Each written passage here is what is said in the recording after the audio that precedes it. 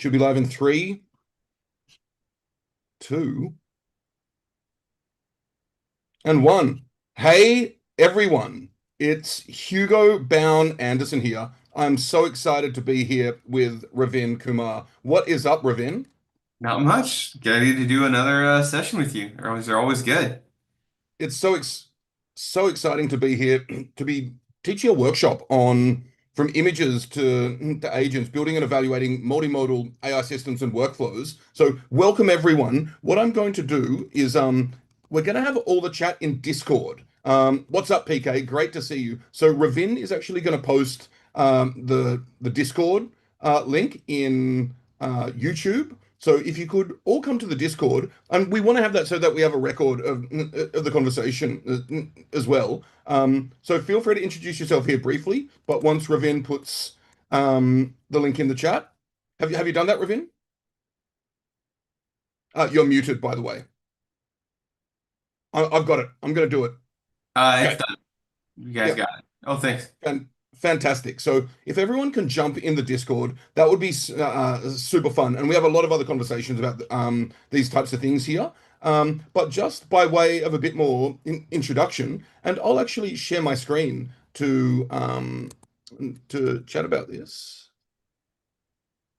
Let me share my screen.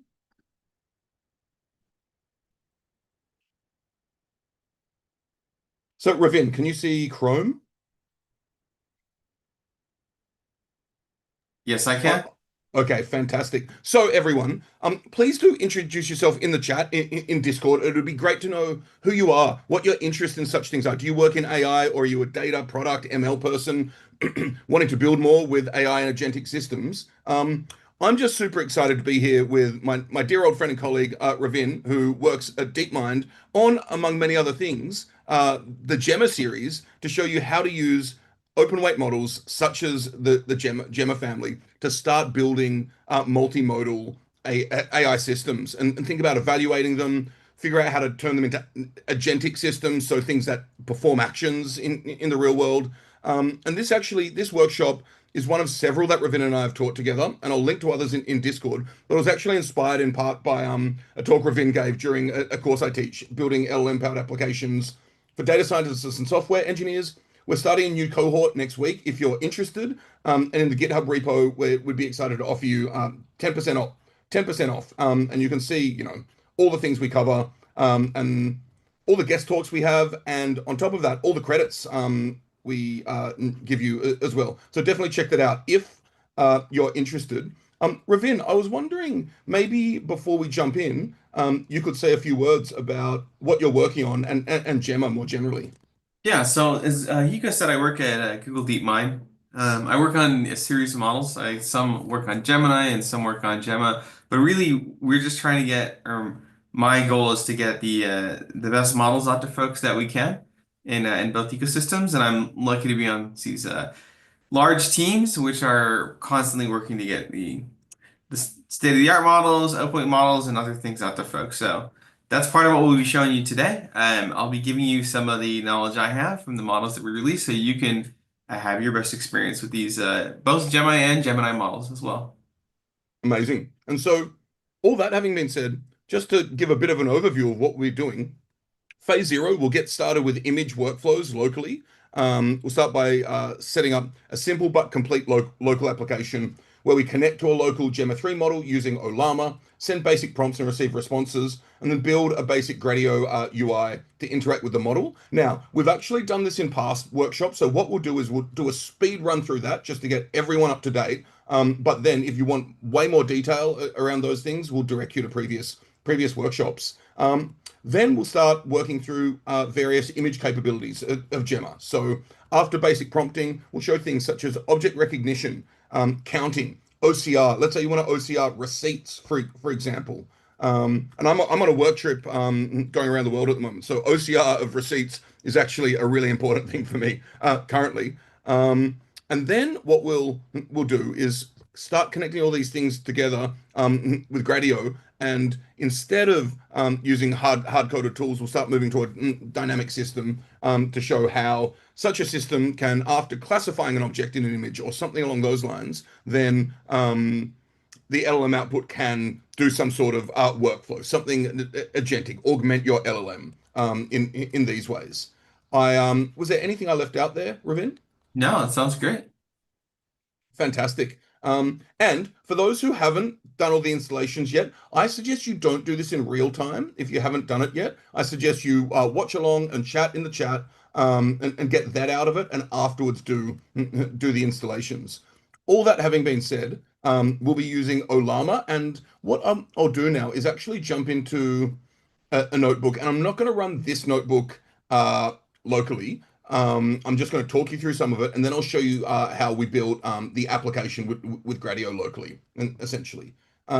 So, to begin with, what we want to do is dive into Gemma's. Oh, wait, is this the correct? Yep, this is the correct notebook. Impressive image and capability. So, moving beyond what we've done before in these workshops, traditional chat interfaces, just to explore how to construct robust models, routing flows. So, what we're going to do is feed Gemma images. We'll then integrate Gradio, which will help us build an intuitive and easy to ship front end. And we'll talk about what Gradio is, but it's from the wonderful people at Hugging Face. And it allows all of us to just ship very basic MVPs to each other constantly. Then that helps us with UI and UX. Then, of course, we're interested in observability and having a look at what's up in our system. So basic logging to SQLite we'll do, and then looking at some of our data using a piece of software from Simon Willison called Dataset, which is a really nice way to locally explore databases. Okay, so what we're going to do is to get started. Maybe you can say a few words now, Ravin, about even why Gemma 3 and why Olama.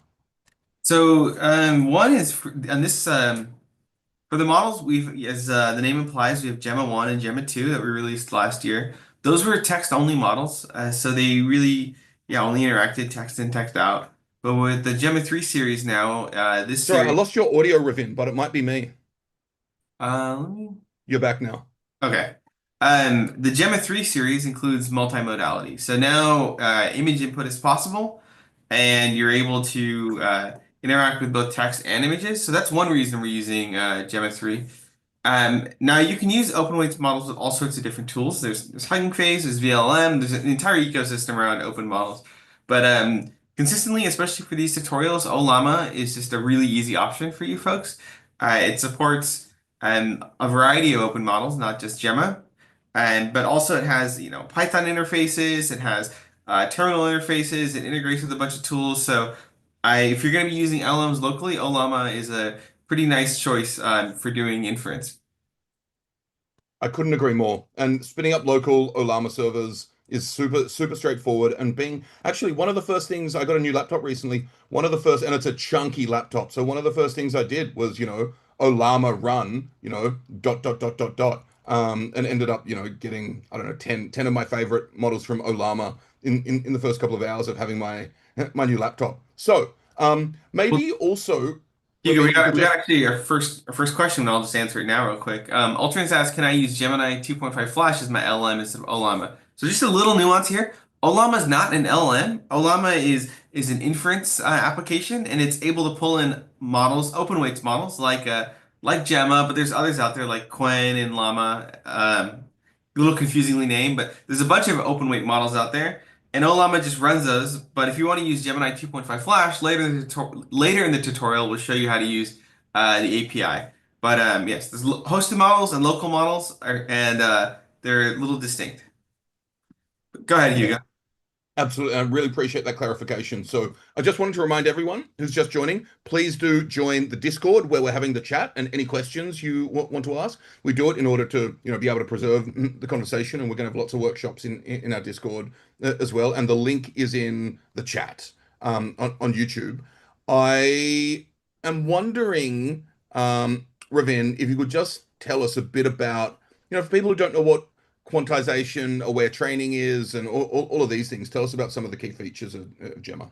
Just a little bit of a like CS 101, but when you have numbers in your computer, they take so much memory to represent, and you have these concepts like float 16 and float 32, and float 32 means it takes 32 bits. I always mess this up at bits, I think, not bytes, but it takes more memory to get this longer representation. Now, this is really great if you've got a computer with, massive amounts of RAM, but often, especially with LLMs, we don't have a ton of space on our computer. So we need to make the numbers a little bit smaller. Rather than 1.2, 0.5, 0.7, 0.8, we might just want 1.2. There's a little bit of trade-off here on performance versus accuracy, but through a lot of empirical testing, it's clear that you can quantize a model, and which means cut it down.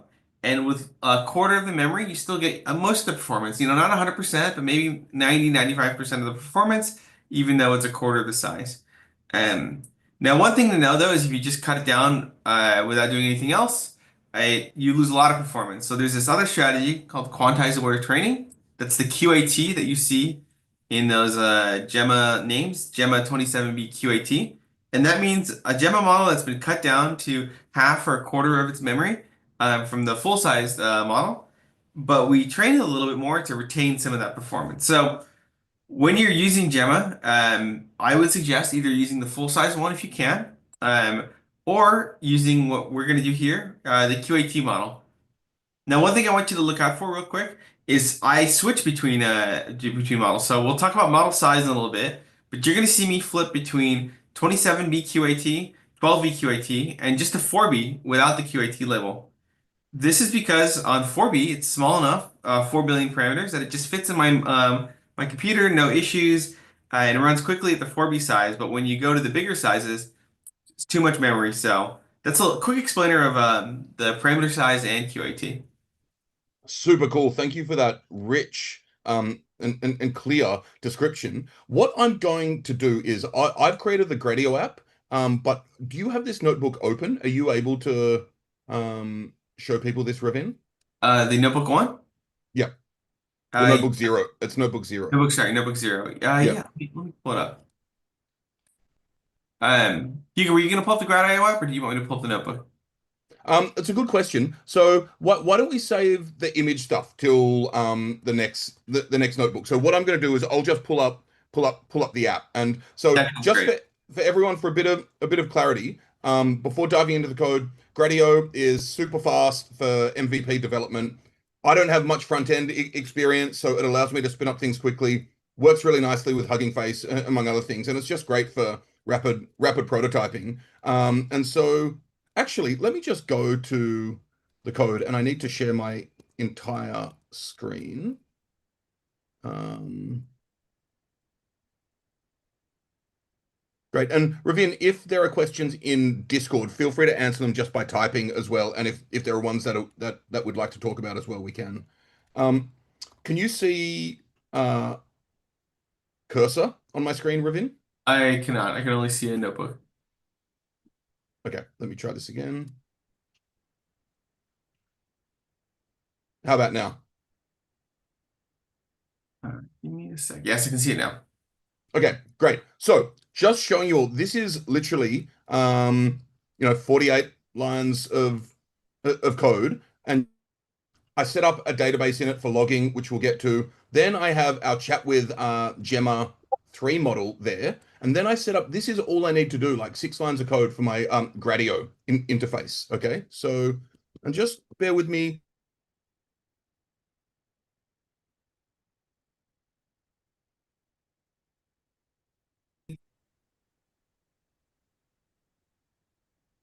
You able to see my terminal, Ravin? I do see your terminal. Okay, great. So actually, what is the, yeah, so let's, that app I just showed you, I'm going to run now. And what this does, the Gradio app, gives me something local. And now I get to chat with Gemma 3B. So we're not doing anything multimodal yet, but hey, Gemma, what's up? I'm teaching a workshop with Ravin Kumar from DeepMind and from Being a Legend. And we're teaching, multimodal models and agentic stuff. Super fun. Okay. Hey, that transcription. So that I was using something called Super Whisper. If anyone wants to check out Super Whisper, they don't pay me. Great piece of software to plug my voice into anything. Okay, look. So in Gemma, because it's a friendly chap, that sounds absolutely incredible. Teaching a workshop with Ravin, seriously impressive. Hey, you've done some post training there, Ravin, to make sure it says you're seriously impressive. Multimodal models, agentic AI, all of that stuff, super cool. So we were able to get that up and running super easily. Now, what I want to do, and once again, I don't want to think about this too much, but it is important, and we can share previous workshops for those who want to dive in more. Can you see the notebook again, Ravin? I can see, yes, the notebook in a browser. Great. So there was you saw that I logged some stuff to SQLite there, and I just want to say this is incredibly important for observability. You want to be able to track inputs, outputs, model decisions, all of that type of stuff. We use SQLite because it's really great for MVPs. You may want to scale to use different types of databases. And then this is the code that I had in the script, which is in the repository. Um, and then we can explore it using dataset, which is a wonderful, it's from Simon Willison, who's a legend generally. Instant database UI, super fast, built-in querying, easy exporting. So I just want to give you a quick sense of how that works. So firstly, you'll see we've written this chat log database, and we can see it's just started up this server. Let's open this link. And can you see dataset, I can. Ravin? Great. So you can see I've got chat log, chat history. I'm going to go to the chat log. Actually, now let me go to the chat history. You can see this is the one I just did that you saw me do, and it's logged. Fantastic. Plus the response, plus timestamp.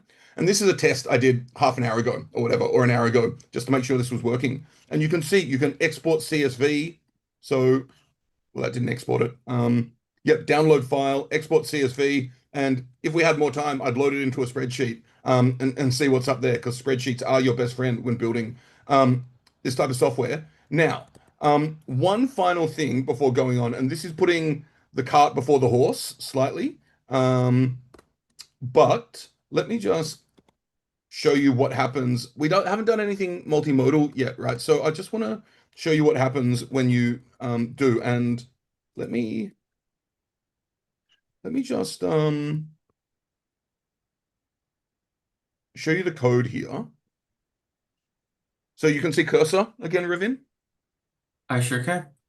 So you can see here, and we're not using lava now. We're actually using, let me get this right. Wait a second, where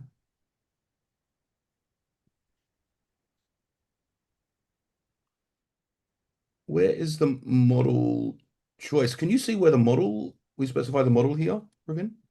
I cannot. Only look locally.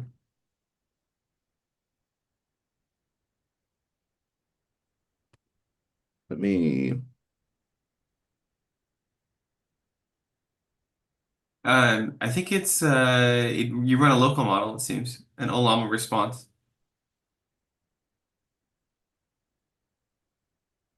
yep, so that's right. So let's now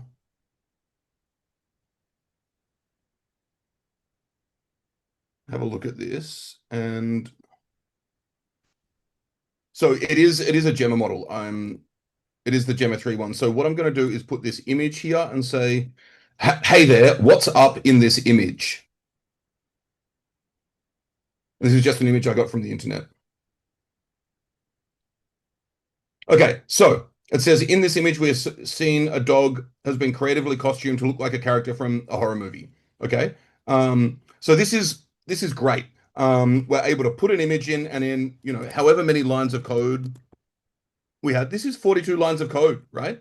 That we're able to use to generate this basic interface, which allows us to have these multimodal experiences. So also the other thing I want to say, how many dogs are there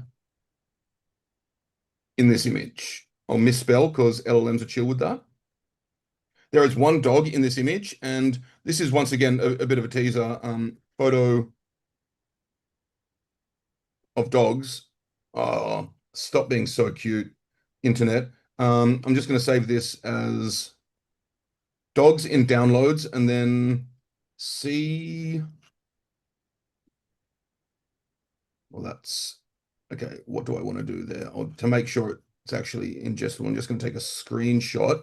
Sorry for this silly foo. And then yeah, let's take this screenshot. Well, big fail. Okay. I'm going to say again, how many dogs are there in this image? And we'll see what's up. There are two puppies in this image. So that's cool. It saw there are two puppies. I don't like that it said there are two puppies and not two dogs. Just because when thinking about, and we don't even want a sentence, right? We want a number coming out. So we now need to convert this into some form of int or something like that, which we'll get to in a bit. But the basic idea is that locally, we've been able to spin up in just over 40 lines of code a multimodal model and start chatting with it by dropping images in the GUI. And also able to log conversations and all of those things as well. So let's just go back to the repository. So what we've essentially done is, yeah, we've built a local chat app, being able to drag and drop images and chat with them. We've got all our SQLite stuff set up so we can log everything we need.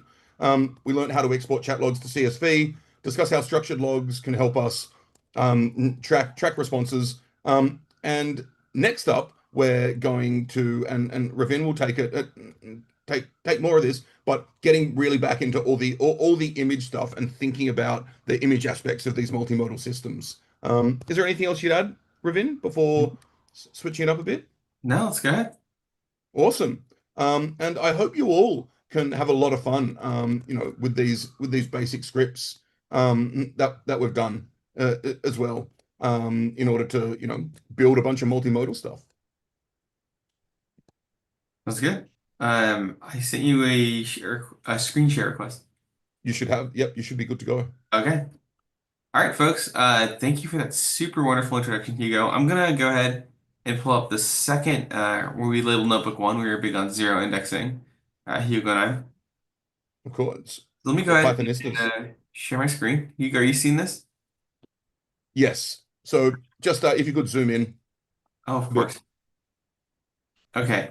So, folks, I am in basic image calls, and I'm gonna walk you through the code that underlies the Gradio app and show you how you can both build an eval harness, and later on in the next notebook, I'll show you how you can do more than just chat response. But let me go ahead and show you a little bit deeper behind the scenes. We won't dwell too much on this, but a little bit behind the scenes of how this all works on the research side. So I'll pull up two papers here, and I'll drop them in the chat at some point.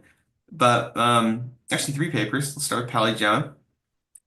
So this paper, PalyGemma, it shows you how this works under the hood, and you're not going to have to do this yourself, but I just want to give you a quick research side of how this is all put together. So basically, with these multimodal models, you have something that takes your text, like where is this photographer resting? It tokenizes it using a text tokenizer, and this is what the LLM sees.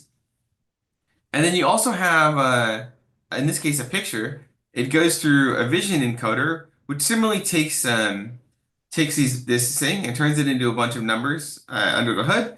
Again, it goes to a model. PalyGemma was the older model based on Gemma 2, which is why you see Gemma 2B. And then you get this text generation. It's a little sideways, but in a hammock, under a tree, on a tropical beach. So this version of PalyGemma was able to identify this image. If you want to dig in a little bit deeper, we show some really, really low-level details like how image masking and stuff works. But this is all the stuff that's going on under the hood to make these multimodal models work. Now, if we step up a level, I'm jumping over to the Gemma 3 paper up here at the top. The Gemma 3 technical report. Gemma 3 is trained to do a whole bunch of stuff, and if you're working with LLMs or picking LLMs, one thing that's done academically is there's a lot of these public evaluations, and these are all acronyms for different evals, and those are text ones, but similarly you have vision ones here. So Gemma 3, when we built it, we looked hard for captioning, make sure it could do visual question understanding, whether it could understand charts, whether it could tally things. And you have all these metrics on how all these things work. And these are really how we optimize these models or part of how we optimize these models to be useful for folks like you. What that all means though is once we get to the public release with the help of Olama and others, uh, there's just a really simple interface. You don't have to worry about all these details and things like that. If you want to, you can go and dig into them, and if folks want, I'll answer a couple of questions on that. But when you get to the public release, just like Hugo showed, you have this very simple interface. I'm now using the Olama Python interface, and here I'm grabbing Gemma 4b. I'm looking for a chat response from the model. I give it the model that I'm using. In this case, it's Gemma 4b. The model prompt, which is say hello to this class. And then I'm going to pull out the message and content. And if I just run it with a 4b model, it's pretty quick on my laptop. How's everyone doing? You can say talk like a pirate. So you know it's not pre-canned. And here we are. It's a little more piratey. We got a lot more pirate sort of words in here like I and shiver me timbers, but that's it. That's Gemma 4P packaged up for you. If you've taken our previous tutorials, you've seen this functionality many times, so I won't dwell on it. What I want to showcase today is how you can add an image to the Gemma series of models. And so here, this time, as Hugo's shown, we've pulled a lot of different images for you, a lot of new ones. This one happens to be just a bunch of ducks. And I go in here and I just grab my image path. Locally, it's at image and docs.jpg. I'm going to use the 27B model this time. And I'm just going to ask, what is this? But let's just make it fun. I'll say talk like a pirate. And while you do that, can you just tell us a bit about what type of hardware people would need to be able to run a 27B model locally? So for a 27B model, okay, so I actually, this is a good plug for me. Let me pull up a video and I'll just show it to you real quick. Um, Amazing. yeah, give me 2 seconds, folks. Gemma model. I'll pull this down. See if I can do that. So with Google, I recorded a video on which Gemma size is right for you. Let's see if I can do this live. I'll just skip to the punchline. So this is how we think about the Gemma sizes when we release them. We're going to be using this range here, 4B to 12B. So 27B is going to have great understanding and it's a top performance in the open weight series. 4B is going to be a balance. We're going to, again, play around with that a bit, as you saw. 1B is actually in the Gemma series as well. This is a text-only model, but it runs on phone. So let me pull ahead and see if I can find you the next infographic. Um, I won't be, oh, here we go. All right. So it's a little grayed out, not in video form. But here's how we think about it. 27B is good for workstations in cloud. But 27B is actually running on my MacBook right now, although admittedly it's a bit of a higher end MacBook. 12B should run on most laptops today, even if it doesn't have a GPU. 4B is for a higher end smartphone or medium range smartphone, and then 1B is for very, very quick analysis and embeddings and things that need really quick responses. So that's how we think about the Gemma series of models. Um, all LLMs, if you don't not aware, have different numbers of parameters, and the bigger the parameters are, it's just like more horsepower in an engine. A V8 engine is going to get you a lot of torque and power and output, but it's a bigger engine. But sometimes you need smaller engines, like on a moped or on a motorcycle, to get you around quick when you're not quite towing a trailer or doing anything like that. So let Super me useful, man. awesome. Appreciate it. And let me double check if there's any questions. Real quick, what's the benefit of you using Olama image? Oh, Hugo's got the answer, so we're good there. I'll let Hugo do that. Okay, so this is where we're gonna flip between different model sizes. Just so you know, I've worked with the Gemma models, as you imagine, quite a bit, so I already have a good vibe check or vibe sense of which model capabilities are good where. But let's go through it in this tutorial together. We'll start with the 27B, which is the best, and then we'll try out different ones as well. So actually, we're gonna side by side this. Let me go back to the original prompt.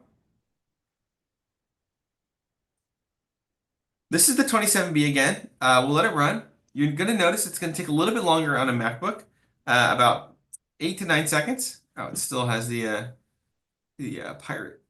Let's run it one more time. Oh, I know why. Give it one more go. Okay. Let me figure out why we keep getting the pipe response, even though I have definitely switched this. Um, Dave, what is this image of? One more go. So this, folks, this is how you know we're doing it live. Without a doubt, this is the fun stuff. I can't see why it would be pirate again either, to be honest. Yeah, I think I'm a little confused where it's grabbing the response from. We're going to do one more thing, which is just copy this out to a new cell and then give it a shot. Fascinating. Yeah, this one's interesting because this one's a Python It's a question. different model now, though, as well. That is true. Okay, we're gonna skip past the Beth's one because I can't see quite off the top of my head, but we're gonna go with a Gemma 4B model and just run it here. This one should be quicker.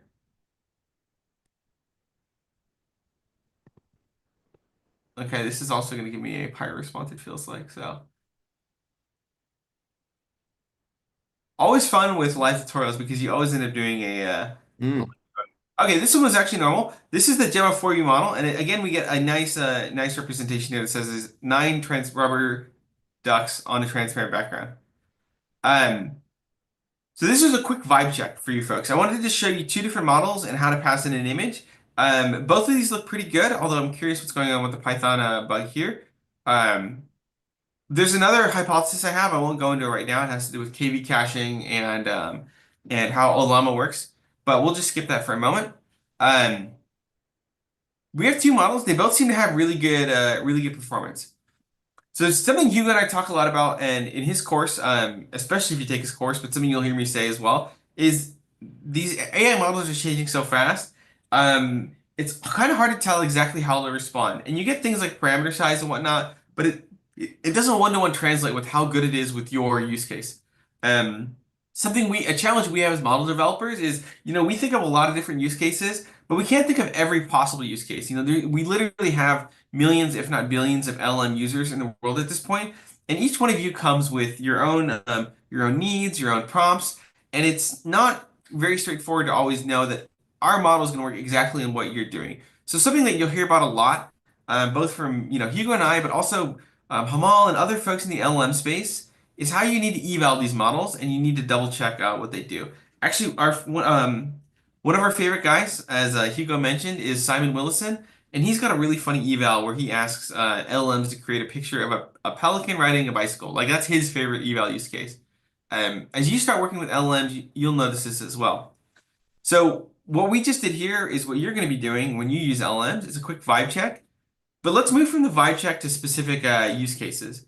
And let me just add, I do think from a lot of stuff I say publicly and people I work with, I think there's a misperception with that I'm not into vibe checks. And I just want to correct that. I think vibe checks can get you a huge way. But in the end, when you want to start building more reliable, consistent software, you do want to have some sort of way to evaluate what happens when you switch out, your chunking strategy for something else, or you change your OCR, or you update to a new model and that type of stuff. So you do want more robust evaluations later on, but at the start, when prototyping and getting good demos out, vibe checks are definitely the way to go. I agree. I think as Hugo says, vibe checks are good way to go and good way to start. But we need to formalize them at some point, and that's the flow we're going to take in this tutorial as well.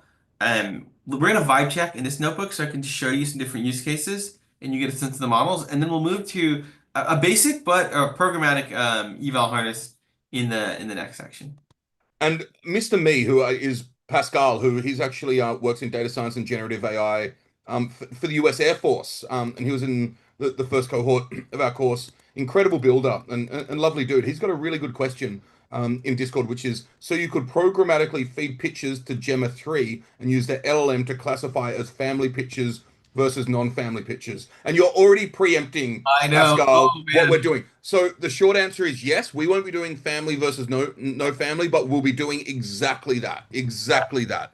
And then taking actions based upon what is seen there. So yeah, you could imagine if you're trying to classify your photos on your iPhone, you could have something with a basic like Google Drive MCP or whatever, which does classification and routes it to a particular folder, maybe some edge cases it puts in a third folder for you to check out, and then you've got everything where you want it, essentially. That's yeah, you read our minds there on this one. So you'll see more about image classification, and we're gonna talk about non-chat workflows in a second. Let's go ahead and show a couple more use cases for folks, and then we'll jump over to the next one. So as Hugo said, another thing he's doing a lot is grabbing receipts to save Hugo's privacy and not judge his dining options. I didn't ask him for a receipt, but I pulled this receipt from a stock image website just so it's we're free of PII. And so we grabbed this one from FreePick. It's a pretty standard template receipt. We can go in and I'm going to use 27B again, and we'll ask it what's in the image. Again, I'll run this live. I ran it before just to make sure it worked, but let's go ahead and keep going. I have a feeling it might respond like a pirate, which is going to be real funny if it does, but let's see. Image path. And the prompt here is, this one's a little more functionalized. I grab a prompt and I put it here. What is the text in this image? Now this is a bigger image and there's more going on, so it's going to take a little bit longer. One thing to know is that with LLMs, there's two things that take there's just three things off the top of my head that make the inference time longer. The first one and the obvious one is parameter size. It's just how long or how big is the how big is the model? Let me paste this again. I made the classic error of not grabbing this out. One more moment, folks. Oh, response. All right, there we go. Okay, let me finish that thread and then we'll go with here. So one is the size of the model. It makes the inference time longer or shorter. Some applications are very real-time intensive. So maybe you want a smaller model versus a larger model. The other two though, are the size of the input. So with text, it's the number of tokens that go in, and that one is easily measurable. So you can just kind of the rule of thumb, just so you folks know, this doesn't work all the time, but typically, if you take the length of the text and you divide it by 3 or 4, that's approximately the amount of tokens that go in with most tokenizers. So it's just a quick rule of thumb that we use in our heads as we're thinking about token length. But images are a little bit trickier. So images, it really depends on the implementation of the LLM. There's a lot that happens in the background for image scaling or images. So even if you have a really big image, typically with LLMs, it gets scaled down to a fixed size. This is so it just fits nicely into the LLM. But sometimes in some LLM inference implementations, you have this thing called pan and scan, which actually doesn't shrink down the image. It takes a bunch of bytes of particular size, so it sees all the image at full resolution. And so there's a bunch of different tricks you can do to make image understanding better. And this is often what's happening under the hood with different apps. It's hard. I will say you don't actually know what's happening when you use the hosted applications. But with local applications, the quick tricks I'll mention off the top of my head again are rescaling. Cropping is a good one. You can have another LLM or not LLM, another like image detection algorithm crop down to what you care about, or these like pan and scan implementations. Extra bonus for you guys showing up this tutorial to get some more knowledge out of my heads. But for now, So this is great. And so one quick question, Ravin, or a double question. Mike Powers is in the house. yeah. And Mike would love a few words, if possible, of how vision models differ from traditional, modern, dedicated OCR approaches to OCR. And I do want to extend that. I mean, Pascal also asked about, whether using CNNs for specific things could work. So maybe just a few words about what else there is in the space. So this is a good segue into the history of LLMs, and I won't wax on this too long, but let's make you 1 minute here.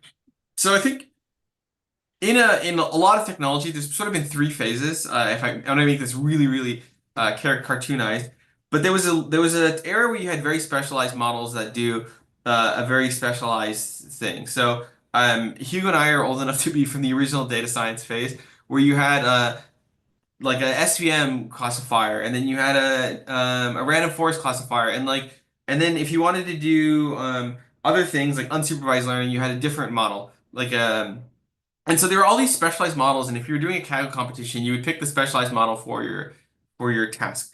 This was the same for like OCR. You'd have to have an OCR model that would pull out the text features from an image, and then it put the text features into an sklearn thing, and you had these big trees of OCR model first, then a text regularizer, and then an SVM classifier, and then maybe another classifier on top of it. You had all this model ensembling going on. One shift that was really 2013, 2014 is people started using neural nets to do a lot of these kind of competitions. And for a while, if you had image competitions, for instance, if it was guaranteed that people were using neural nets now rather than an older specialized algorithm like an OCR image algorithm.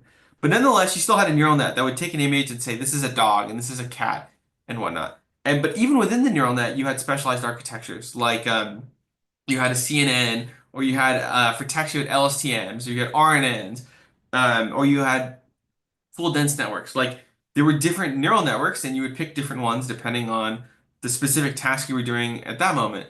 Um, but in the last since 2017, with Google and then a lot of research from other companies as well coming together, transformers have really just taken over everything. So even in the neural network space, just to show you here again the research paper, and now I'm glad I brought it up. I thought it was a little bit too low level. You don't even need CNNs or really much of that stuff anymore. Like this is the Gemma architecture. You just have a tokenizer, you get some embeddings, you have a vision tokenizer, you get some embeddings, and you just give it to the decoder. Um, Even down here, I think I gotta find it. They write in the paper, I can share this with you, that and I'll just read this real quick and explain what it says. A linear layer projecting siglip outputs into the same dimension as Gemma 2V's vocab tokens so they can be concatenated. Early experiments we found more complicated in alternatives, such as multi-layer perceptrons, did not provide a clear advantage, hence the decision to use the simplest option. So the researchers here, they tried more complicated architectures and they just decided the juice was not worth the squeeze. And fascinatingly enough, that is what continues to be happening in a lot of cases. Um, it's this mix of like you try complicated things and you find the simple things works, and you can then add a little bit more complicated things to get some more performance. But frankly, what's been happening is that once you get the next generation of models, turns out you don't need the complicated things anymore. There's this thing called like the bitter lesson of compute or the bitter lesson of NNNs, but it's kind of this idea that with each progressive series of models, all the complicated things you had to do in the last version, once you get more compute, they just kind of go away and you're good. And that's just the world we've been in right now, and it's really been a driver of the incredible progress that you've seen so far. So a little bit I longer. would also, Yeah. sorry, you were about to say something. Oh, just I was going to close it. I was a little bit longer than a minute, but Hugo, yeah, what was your takeaway from that?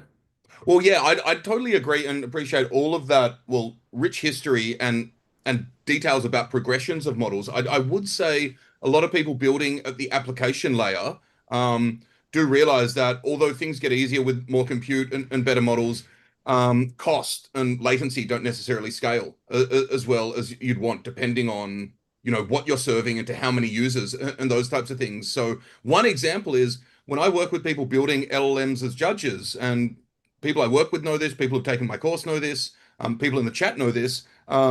Building a basic judge at the start, sure, get an LLM to judge a bunch of things, but a lot of the time you want to do programmatic tests for structured output instead of LLM as a judge. You'll want to use regex, regular expressions, or string and fuzzy matching and those types of things. And similarly, perhaps when building a RAG system, you don't want to use, your infinite context, quote unquote, or your very, very large context. You want to use smaller models to do something cheaper at different parts of the pipeline. And I'll try to find it, but Matthew Honnibal, who created Spacey, among other things, has a really interesting talk. Like, given certain domains, how many samples do you need to to include in prompts for in-context learning with BERT to get it as performant as ChatGPT, right? And modern BERT as well. So my only point is that modern state-of-the-art models are hugely performant and widely general in their use cases. But I do see a lot of people using smaller things at different points in the pipeline. Like if you don't need Gemma 27 for a certain part, maybe you use Gemma 2 or Gemma 3B and then hand off the chunkier parts to another model. But I am interested in your take on that, Ravin. I think so. Hugo, again, going back to history, I think that's a good point. Is maybe I was a little bit, it sounded dismissive about older approaches or like SVMs and whatnot.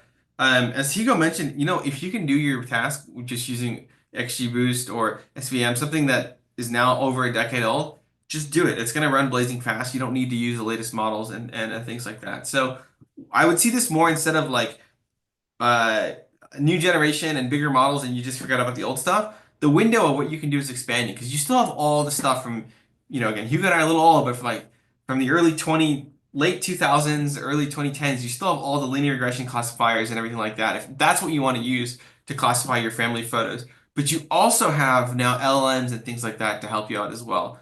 And so while we're showing you the latest technology you have, the Gemma 3 series, if you want to go back, you should try the older series of models as well. And to that point, I will go. We'll talk about that more concretely in the next notebook, where you have the eval harness and whatnot. And Hugo and I will talk more about how that eval harness is so important to help make this decision. Exactly. So just let me say a couple more things. I do think starting out when building a prototype, use something like this. Don't try to separate it into, n different models in your data workflow or AI system, right? Start with something like this. And if at points you want, more observability into how the OCR is working, or you want to try to lower costs or impact latency or those types of things, only then start optimizing. And because we're on these things that we actually cover a lot in the course, a word from our sponsor, which is me. I am the only, besides Ravin, of course, quote unquote sponsor. But I'm going to put a link to our course in the chat. And our next cohort does start um, in a week. So if anyone's interested in joining or wants to chat about it, do reach out and use the code LLM10 for 10% off for everyone as well. And the other thing I just wanted to say is Ravin and I, we've done 3 workshops. This is our third, and we'll link to the rest after the fact. But we've got another one coming up in August, which I've just linked to, called Evaluating, and it's all about AI agent evals. So before going, we're going to be doing some of that today, but Ravin, maybe you can tell us a bit, give us a brief teaser of what's coming up in August. Oh, so I think Hugo and I, we're finding we're building on these workshops, just as Easy mentioned, and there continues to be interest and demand for them. So in August, we're going to be covering agents in particular. We covered a little bit in the last sessions, but all I can say is there's more to come. It's an exciting space where a lot is happening. So actually, one thing I'll say here, it's hard. Hugo and I plan these workshops a month in advance, but it's always hard to tell what's going to be happening a month from now, even for me. Yeah. So for instance, if I gave a plug, Google and some of my colleagues just released Gemma CLI last week and Gemma 3N. And I wanted to include those in here, but Hugo and I had planned this workshop out a month in advance, and I didn't know when those were going to be released. And so now I'm like, oh boy, I wish we had included them. But a month ago, I didn't even know they were going to be released just before our tutorial. So um, next session, we could cover a little bit of Gemini CLI and we could cover a little bit of Gemma 3N. Just timing wise, the space is moving so quick that even when you're on the inside, you're not quite sure what each month is gonna look like. So my teaser is in a month. There's gonna be even more cool stuff to show you, and we're gonna be back in a month to give you more on the agent side. Fantastic. So okay, let's keep going. All right, so I'm gonna show you the last quick use case here. So you saw we had some toy ducks. So let's actually go ahead. I'll do some live coding here again, a little dangerous, but let's go and say ducks. How many ducks are in this image? We're gonna give this to the image path image chat, which is using 27B. It's gonna take a little bit.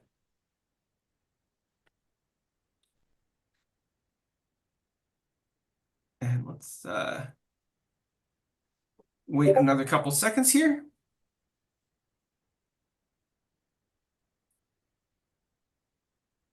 And while it's going, actually, let me go switch this out to a 4B so we can get this going a little quicker too. So let's go and turn this over to 4B so we can move on. I'm gonna go ahead and just run that. I might have to restart my whole kernel. Let's give it a sec. All right. I'm just gonna restart my kernel, folks. We'll get going. Just do it with 4B.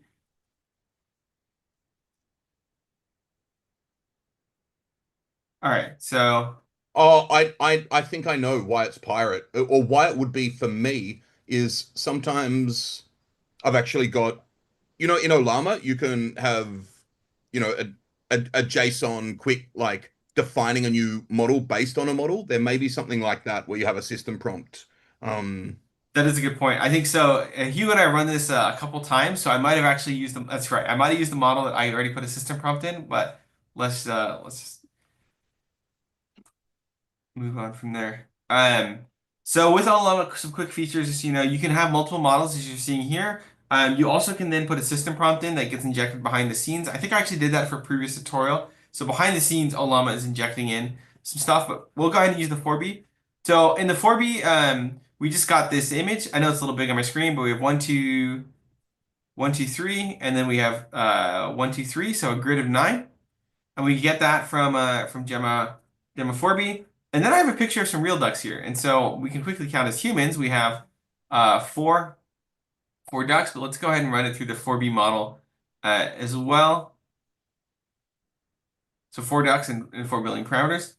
And let's see if the 4B model can nail this. I tried this with 27B, but this is going to be a good test of the smaller image capabilities here in a second.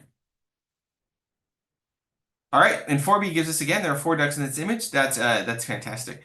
If you caught it Super before, cool. you saw a longer response from 27B. I won't run it again, but you can definitely see it in the GitHub repo. That was at 27B. You can see they have a slightly different behaviors. So as Hugo and I have been alluding to a lot in this course, and the different models, even if they're Gemma models, don't all behave the same, and you can see that in my video as well. Um, diff the the bigger models tend to have quote unquote the best performance, but at the bigger size, they like Hugo said, they take a lot of compute and things like that, and so you might not always want that model all the time.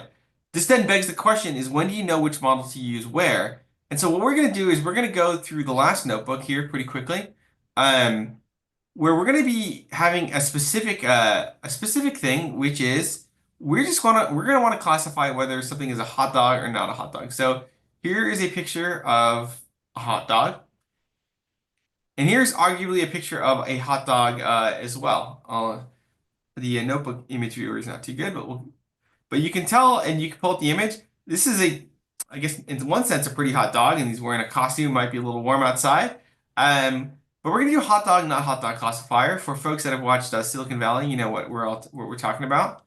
Um, and we're going to put it all together into a classifier and then a downstream action. So I think in the chat it came up, can I use this to classify family images or not?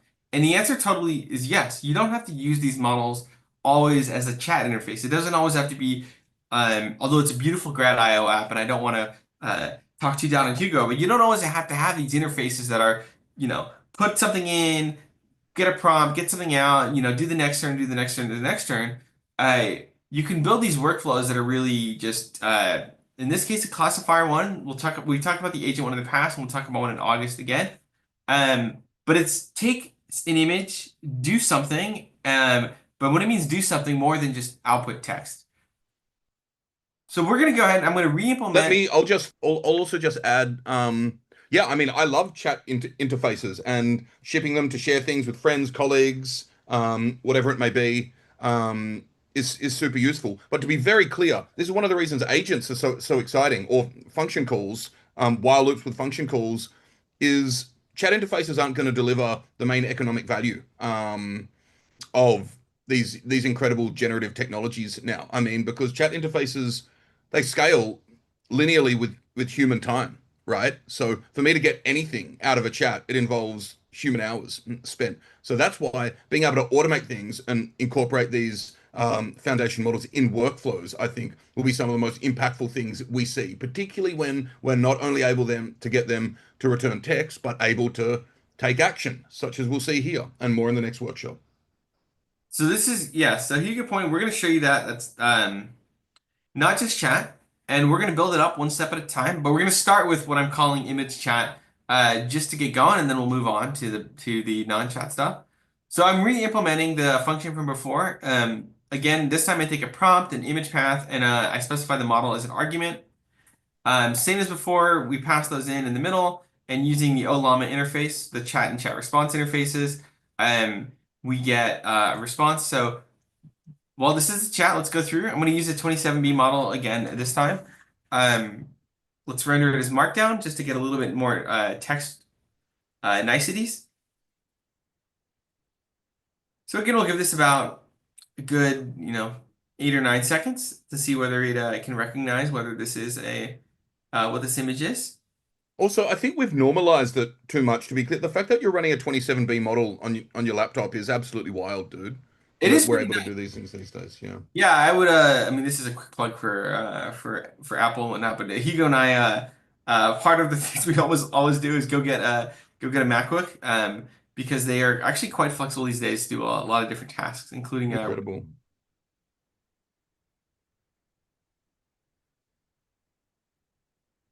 I'll give this a couple more seconds. This is taking a little bit longer than I would have expected, but here we go. Okay. So, okay, this is an image of a wiener dog dashed on, honey dressed up as a hot dog. So, one thing we can tell, and just through vibe evals, even I'm recognizing this as well. The 27B model is a little chatty. It says a lot of things, which is kind of cool. If you're trying to have a conversation, but sometimes you just want the response or the prompt. So. This time, I'm going to pass in the not hot dog image, the same one we had before here. And I'm going to give it a little bit more of a prompt. I'm going to say, is this an image of a hot dog, of the food item of a hot dog? Say yes, otherwise say no, and no other output.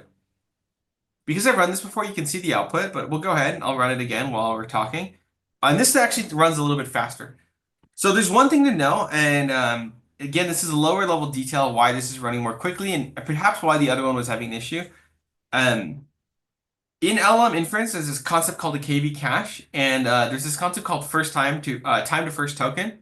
So if you're a big LLM serving nerd, these words will mean something to you, but I'll assume that you folks are not, so I'll give you the quick spiel here.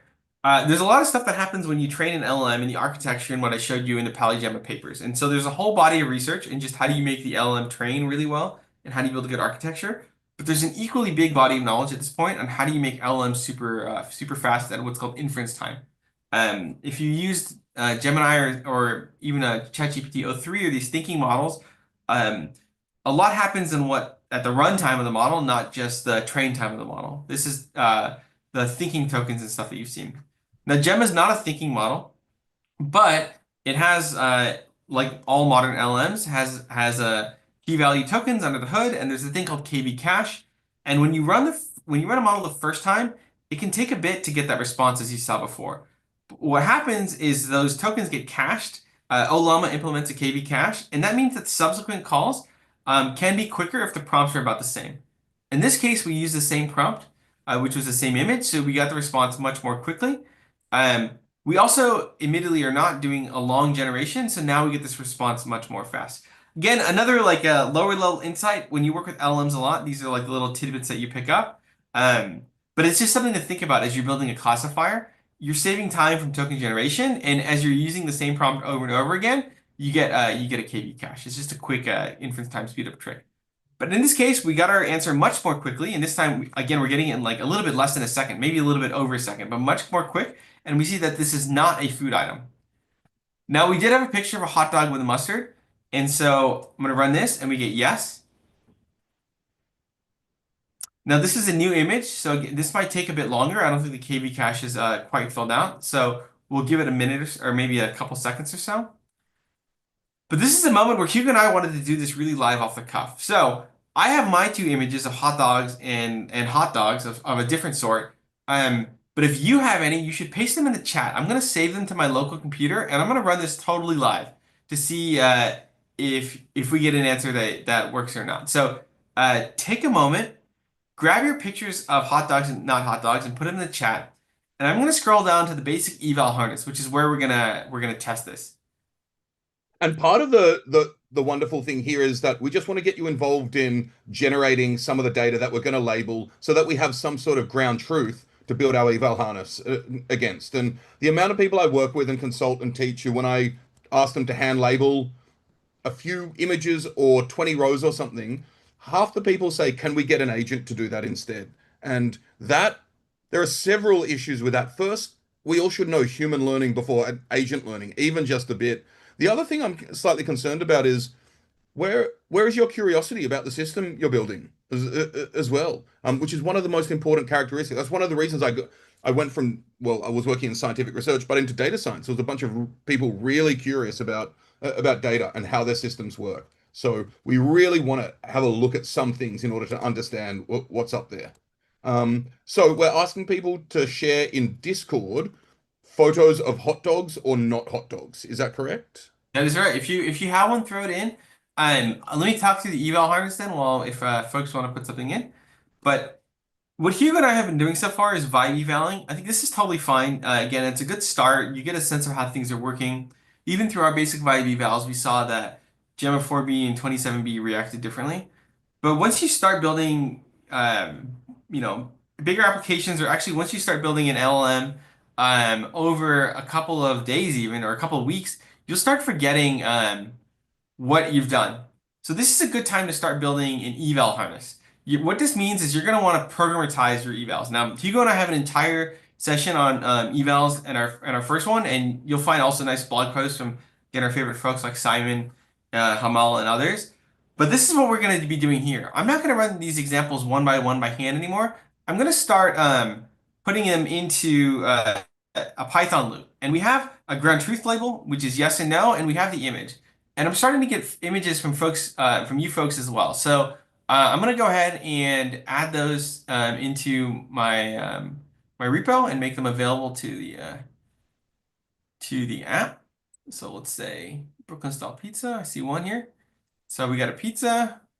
We have a hot dog. I see here in chat. Let's go ahead and grab that, and let's grab this image of a dog. Thank you. This is perfect.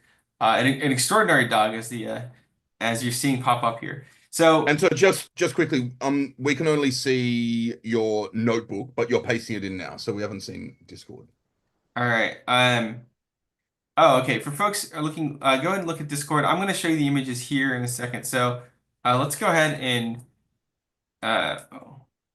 Sometimes the interface from it's not so great. So let me pull them up in my image viewer, image roll. So here we have a Brooklyn style pizza. That's one of them. And let's go ahead and I'll copy that in. You guys did send me ones with very long file names, so I can't just type them in by hand. And then classic issue. So we're gonna say this is not a dog or a hot dog food. We have a picture of an extraordinary dog, as you may see from the file name. So let's go ahead. He looks so wise. The dog does look pretty extraordinary, I have to say. Yeah. Let's go ahead and throw that in the image slash. Also, the best part about live tutorials is everybody gets to watch you type. All right, extraordinary dog. This is also a no. And then we have a picture of a Sonora bacon wrapped hot dog, which also looks pretty good. So this actually is a food item hot dog. We'll go ahead and throw this one in as well. And so I haven't paid anyone to give me specific ones. This is all just from you folks off the cuff. Let's go ahead and fix this Python dictionary. So it's looking good like that. Okay, and so now we have our basic eval harness. We have our two images that we've checked before, and we have our new ones here. Let's go ahead and throw an image directory in front of it. Okay, now I'm going to run this, and we're going to see what the responses are. Add some commas. Okay. Where am I missing? The second line after yes. The second line of the cell. Okay, perfect. All right. So we're gonna head and we're gonna see whether our classifier gets it right or not. We're gonna run this. This might take a bit because now we're running 5 images, so we're probably gonna be here for a good, I'm gonna guess 30 seconds to a minute. But this And is while we're waiting for that, I do want to say this is such a lovely basic way to go from like vibe checks to doing a basic eval harness, very basic, right? But and we're going to move on from this after, but we'll link to our previous workshop where we build more robust eval harnesses, and we'd really encourage you all to see if you can extend this into something more robust that when you switch out a model, you can actually get metrics on latency and cost if you're pinging APIs, and whether it does give you the ground truth, how it performs on the test set, and so on. And for those from a machine learning background, just remember, eval harness is really just a test set plus plus in sometimes, right? So that's all you're doing. Like there isn't much different to classic ML products here. I just want to make that very clear. Yeah, I think it's a lot of even though these are new models, a lot of the concepts still come from the data science and previous model worlds. The really, again, as Hugo and I were talking about earlier with you folks, um, there was a lot of development stuff that happened earlier, and just because we're now in this new LLM era doesn't mean we need to forget all the lessons from the past. And just like Hugo said, this test plus plus, our test harness idea, or train and test set is a perfect example of that. All right, so we're getting a couple of our label backs. I'm actually curious to see what the new ones. All right, it looks like it got these correct. These are not the food item. This is a food item, but not a hot dog. So the LM or Gemma was smart enough to make that distinction. Um, it noticed that our extraordinary dog is also not a food item, which is great. And then it got the Sonora and a hot dog. So far, this is a pretty good hot dog, not hot dog classifier. And so this is Amazing. we have our thing. We got our eval harness. I'm actually pretty pleased with these results. Again, we didn't you guys give us the images. We didn't plan this, so this was anyone's guess what would have happened. But it looks like we have pretty solid performance. Now, an important thing we Hugo talked about is we don't want to just get text responses all the time. Sometimes we want to actually go do something. So the basics of this is you get your image prompt, you pass in a path, and then you ask it to do something. So here I am. Let me grab the image path from before. Hot dog with mustard. Uh, this is just a toy Python function, but if I only had a dog and a hot dog at the time, but um, if it's not a dog, or if it is a dog, we can give it a treat. Or I think I mixed these up actually. If it was a hot dog, we want to add ketchup, but otherwise we want to give it a treat. Um, all we're doing here is we're taking a response, and then once we parse it, if it's a yes, do this. If it's something else, do that. In this case, it looks like it was a dog, so we want to give it a treat. Although I think I flipped the labels there a moment. But we want to do more again than just output text. So something we can do is we can take an image. Let's take let's actually take the Brooklyn pizza. We have this, so let's go ahead and run it here. I'm gonna grab that. But we're gonna say if we have an image, we want to write a new image, and we want to pass in whether it's a hot dog or not a hot dog based on what the output is. Now here's a bunch of code. I'm gonna be really frank with you, and you're gonna probably notice I didn't actually write this code by hand. I just prompted Gemini and told me to give me this thing, and I just said, hey, you know what? I have a thing that I need to have a function that takes an image, and if we get a text string that says it's not a hot dog, then just add a big label in front of it that says it's not a hot dog. And it wrote all this code for me. I had to go back and forth a couple times, but this is the code. I won't go into it because again, I didn't write a whole ton of it. But here we get our thing. If it's not a hot dog, let's say, all right, let's say image path equals image slash that. I'm gonna go ahead and run this, and it should run quick. It's not an LLM call again. It is a straight Python call. I should have a test tool call output. Oh, I haven't. I messed up some import. Classic vibe coding. Import OS. All right, let's see if that one ran. Okay, so we should have a test tool call output. And again, here we go. Okay, perfect. Again, a little small in the notebook viewer, but it's okay. You can see that this is our Brooklyn image, our pizza image, which I didn't have 10 minutes ago, and now it's labeled as not hot dog. Great. So now we have our classifier. We can go ahead and we can just use it on top of our LLM. So this time, I'm going to go ahead and run it through our LLM. Let me use a different image so you know that it's not just the same image from before. So let's go ahead and use our extraordinary dog image. It's also such a cute dog. I'm going to say image path equals uh equals this. Um, and let's say I'm going to label this extraordinary extra dog labeled dot, let's say PNG, or let's do JPG just to make sure I don't mess up image formats. Something that was more confusing to me than LLMs, frankly, while writing this tutorial was the image stuff and TTS stuff. I actually spent a lot of time figuring out why I was running into issues with those two technologies. And those are older technologies. You would think that it would just work. But nonetheless, here we go. We have our tool call. It's going to call our LLM here. If it's a hot dog, I think I might have messed this up again, but we're going to find out. It's going to add one piece of text. Otherwise, it will add the other piece of text. You know, Hugo, one thing I find funny is I feel with LLMs, I get all this stuff right, and then I make all my mistakes in the basic Python. So actually, I think right Without a here, doubt. if it is a hot dog, it's gonna flip the labels. This is a very classic mistake, folks, with these binary labels. I'll say I make them all the time, where I get all the LLM stuff right, but then I flip the label in somewhere else in the code where I should just be able to get it. Um, all right. It looks like it went through hot dog JPG, and so I might have messed this up. Um, so I'm betting the Awesome. counterpart actually got it right. But you know what we can do? The smart thing to do here would be to log and print the response. So let's go ahead and let me just do that real quick, just to show you that maybe the LLM is smarter than the human, and we have achieved AGI.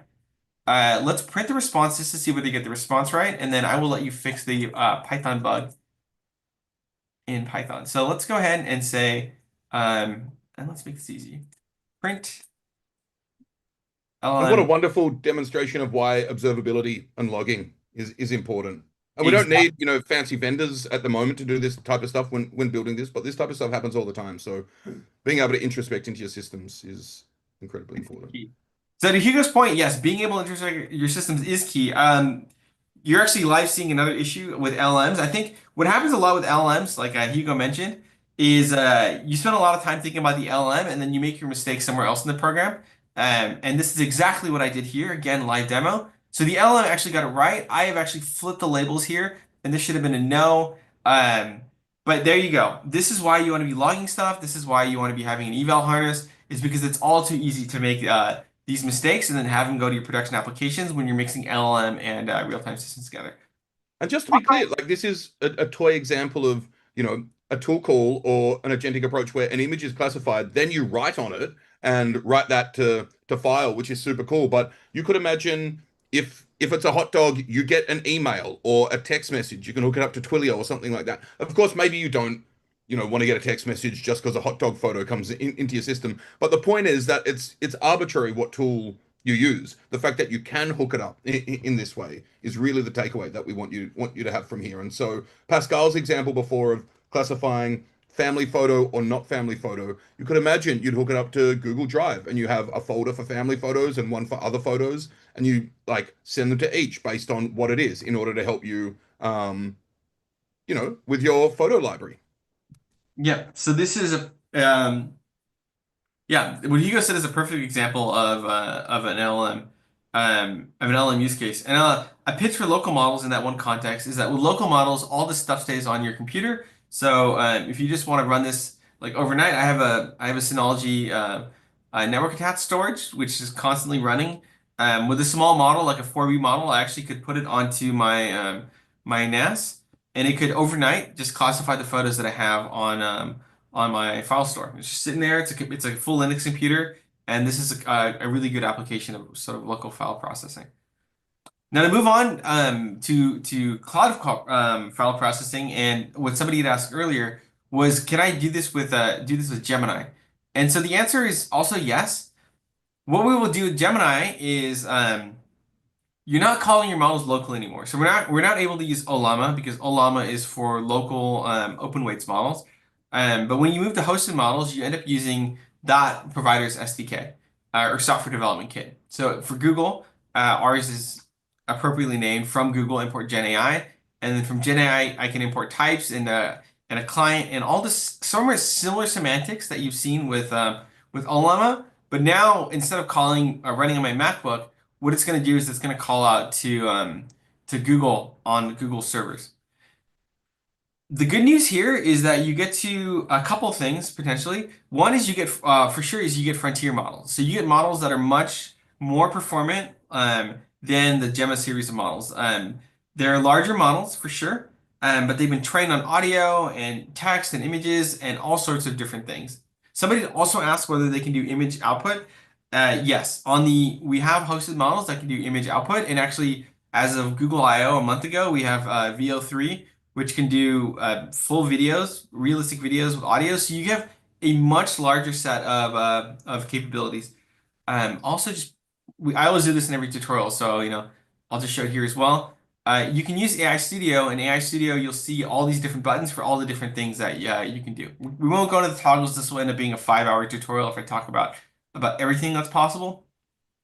But there's a whole bunch of stuff. What I'm going to do is I'm going to grab an API key, and you're all going to. What's actually funny is that you're all going to see it. Classic with. Actually, maybe I should do another screen, but I'm going to grab an API key. And I'm going to show you a Gemini call. So let me go ahead and just create an API key. I'll go ahead and just paste it in the tutorial so you see it there as well. I actually, every time I do these tutorials, I have to grab myself new API keys because I ended up committing my API key to the repo and got a notification from Google that I'd exposed my API key. But nonetheless, here's my API key that's going to be live for maybe 1 minute. I go ahead and paste it here. You folks can go ahead and create your own API key in AI Studio to do the same. And we can also then get an image classification. So you saw this one quite quickly. This one came back really fast. I will say one benefit of hosted models is even though they're much larger, because they're running on Google's TPUs or cloud provider, they are blazing fast. They're typically extremely quick, and you're seeing that here.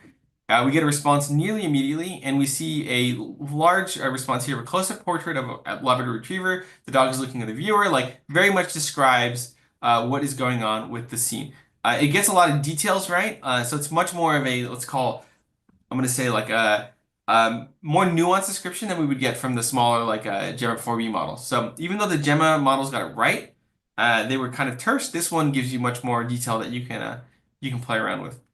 So from here, you can go ahead and you can do the same flow that we did with the Gemma series of models in Ollama. You can do classification. You can hook it up to a Python program that does other things like put text on top. You can send out emails, whatever you wanna do. But with that's all of our pieces of oops. That's all of our pieces of the ah, I killed my API key and I'm running this again for some reasons, which is why you're seeing the error. But nonetheless, we'll skip to the recap. Um, what we've learned, not everything has to be chat. The models can be part of a bigger system. And from here, you can do really anything that you want to do, whether it's hosted or local. Like Hugo said, we don't need to just build the same application over and over again. It's like really cool that we have that chat application down. But you folks are the ones that know what images you have, what you need, what you want to do. And so this is where we hand these models off to you folks, and you folks can build whatever it is that you need to or want to build. And so that pretty much sums up our tutorial. And Hugo, anything you want to add at this point? Yeah, firstly, thank you for sharing all of that, and then moving into if people want to use the Gemini API as well. I may have missed it, but did you show AI Studio? Because it may be worth just. I think I did. I flashed it on the screen, and we can bring it up again if people have question. Yeah, I mean the one thing there is like showing people how they can rapidly prototype things and then click get code essentially to. Yes. I'll send a link in Discord for the get code button. But yeah, AI Studio's got so many features in it where you can just what you're doing is you can vibe eval in AI Studio, and then when you're ready to move to um a more concrete workflow where you need the code locally and you want to hook it up to an eval harness and things like that, you just click get code. You'll get a bunch of code back, and then you're just in a Python notebook, just like I was, building your applications. Fantastic. So thank you so much, Ravin. We are going to wrap up in 5 minutes or so. I've loved all the questions and all the engagement. It was so wonderful to have so many interested people, both new people and faces and names that I recognize well from the community. I will just share my screen for 1 second. Let me. Can you see something that says stop building agents? I mean, that's ridiculous to show this right now, but can you see that, Ravin? I don't see anything on on your screen. Oh, let me try again. I don't see your screen, rather. But Do you there we see go. it now?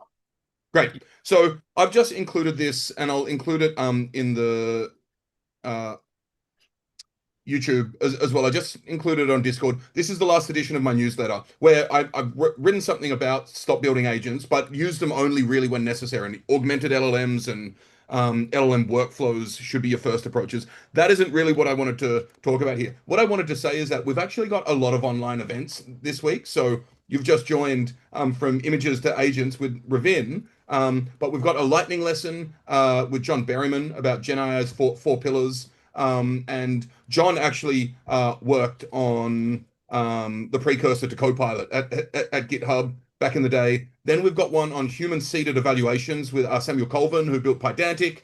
Then we have one on observability and debugging agents, and with Vincent from Comet, who was at Microsoft and Qantas.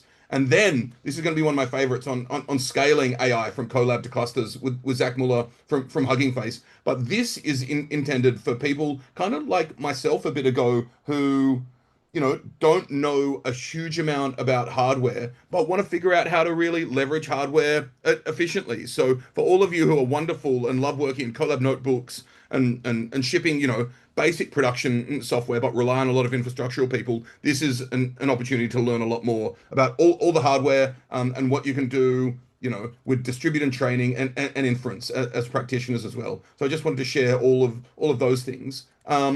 But I would really love to thank you all for joining, and most of all, thank you once again, Ravin, for sharing your expertise and wisdom and good vibes as well. I always love running these workshops with you.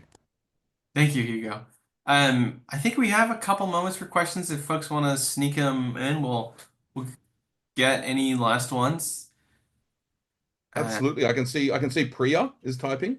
yeah. Um, and I'll also remind you all that we are doing another live stream in August about evaluating AI agents.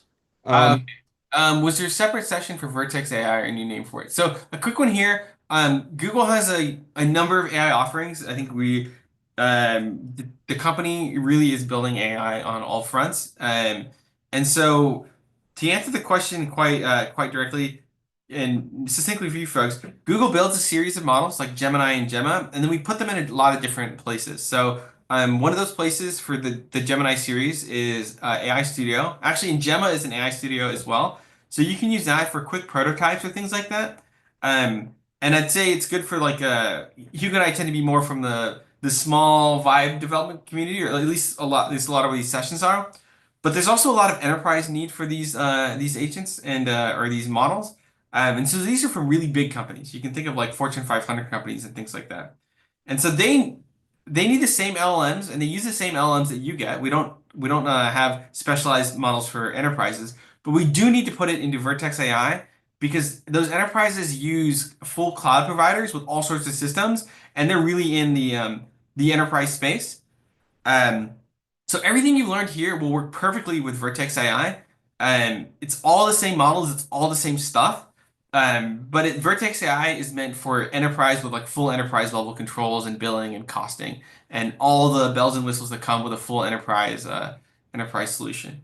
So the quick thing I can say is that if you're going to be deploying these apps, like let's take me because I'm a good example. When I vibe code at home, I use AI Studio, I use Olama. Like this is me as an individual developer and having fun and playing around. But when I work in companies, then I use the same models, but in like a Vertex AI solution, because then I need to be using the integrated tooling and all that comes with a larger enterprise. So Priya, really just I wouldn't worry too much about Vertex AI versus AI Studio for this particular tutorial, but just know that these ideas work with all those platforms. Yeah, I appreciate all of that context, and I'll give a slightly different answer. I've actually had several people in the community say, "Hey, will you run workshops on Vertex or Azure or like SageMaker Studio in at AWS and that type of stuff?" And I am very interested in what you all want to learn. I feel like that's, SageMaker's product marketing team's job, not my job, in all honesty, to educate how to use their product. So you may notice that I don't I don't like, and I'm very excited if the community wants to really learn a lot of different things, but I don't really teach vendor products or cloud infrastructure stuff. I'm far more interested in teaching the foundation models and all the tools that allow you to really understand the space, as opposed to the proprietary vendor stuff. If that makes sense. Of course, if there's enough demand to learn these things, I'd probably reach out to Vertex about a partnership or something like that, to be honest. But please do keep the suggestions and desires coming. It's just not particularly my type of thing, if that makes sense. Does that make sense to you, Ravin? Yeah, I think I would say the and this is historically my knowledge as well, is the folks that are selling cloud solutions tend to do a really good job publishing videos and tutorials and stuff on how to use their particular cloud solution. So go look for whichever vendor, whatever you're using, go look for their docs. Typically also they have some good representatives that are well versed in their technology. So I'll even say myself, I'm not the expert at Google on Vertex AI. We have an entire team of people that they're just in Vertex AI day in and day out, and they know it so much better than me. And I know it's the same for all the other cloud providers as well. So they're actually a really good resource for you to learn how to use a particular cloud technology. All right, I think Awesome. Matt's just typing, so we may have one more last question coming in. Um, what I'll say is I'll obligate Hugo to this because I know he does this a bunch. But this Discord is going to stay live. If you've got questions, you just pop them in there. Hugo's in there answering stuff. So if you're watching this tutorial later and something comes up, just ping it in there. And then if you need to get to me, Hugo will tag me. Um, but as he's mentioned, these things keep coming up over and over again. So uh, don't feel like you have to answer. If you don't feel like you missed the boat right now, if you got a question, Hugo's going to be around. I'm sure of that, and I'll be around as well. But Matt, Exactly. that's my stalling for you. So if you got a question, you got a couple more moments to pop it in, and then we'll give it a close. All right, I suggest we wrap up because there's a delay on the live stream as well. So Okay. it'll, yeah.